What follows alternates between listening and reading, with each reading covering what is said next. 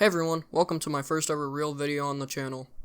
Today we are going to be talking about the classic TV series, The Spectacular Spider-Man. I think everyone is familiar with the show in at least some way, but if you aren't, here's a quick description of the show. Teenage Peter Parker tries to juggle his two new worlds. He must learn how to use his new powers and responsibilities as Spider-Man while keeping it a secret from high school friends and teachers. As important as school is to Peter, Spider-Man is expected to be a superhero and protect citizens from mutant lizards, an evil vulture, and a cast of other villains. I just want to start off and say that this show is absolutely amazing. If you haven't watched it, I highly recommend it. Alright, so first off, I found this post on Instagram, and it is someone's review on the series, and it's exactly the same way I feel about the show. Bright, colorful cast filled to the brim with different personalities that clash with our protagonist as he finds his way through the harsh realities that is being a superhero in high school. The high school stuff is too relatable, as is the romance and the aggravation Peter experiences when trying his best to bridge the two worlds. What I adore about this series, and I mean adore, is the fact that every single thing Peter does has a negative effect on his life. I'm talking everything. Spider-Man is such a drag on his entire being, and I love when he's faced with the whole, if being Spider-Man sucks, then why am I Spider-Man? It's no joke that romance is very important to me in any story. Without romance, I can't necessarily connect with the story being told. I just love when characters are in love. It makes for wonderful storytelling, and Peter Parker definitely goes through his fair share of relationships in 2 seasons alone. I found it fascinating and quite disheartening when Peter was kissed by Gwen, but then goes out with Liz. You really feel for Gwen in the situation, and yet understand the situation Peter is in. They're seriously the biggest please for the love of God kiss, please, please, please, and yet they don't. Tease. I do wonder how they would handle Gwen's death and Peter being with Mary Jane, since Peter and Gwen were such a huge focus. I wish, man. Of all the what ifs, I wish. Green Goblin was perfect in this show, as were all the villains.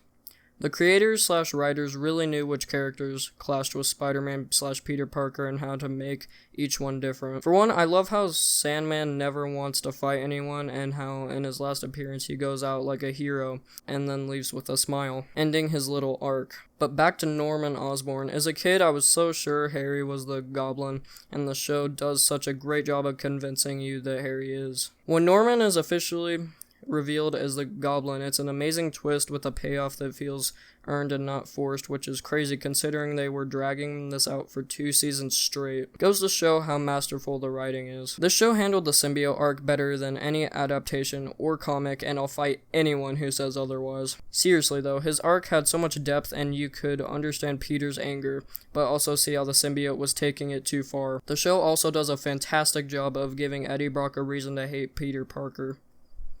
I mean, he was introduced as this cool dude, and the fact that he's fallen so hard in the show bums me out, especially since Peter never meant for this to happen.